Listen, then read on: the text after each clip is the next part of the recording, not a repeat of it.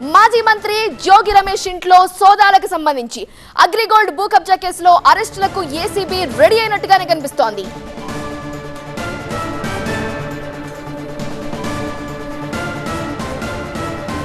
అగ్రిగోల్డ్ భూముల వ్యవహారంలో అరెస్టులకు ACB ready అయినట్టుగానే కనిపిస్తోంది. జోగి రమేష్ కుమారుడు ఆయన తమ్ముణ్ణి అరెస్ట్ చేస్తారన్న ప్రచారం జరుగుతోంది.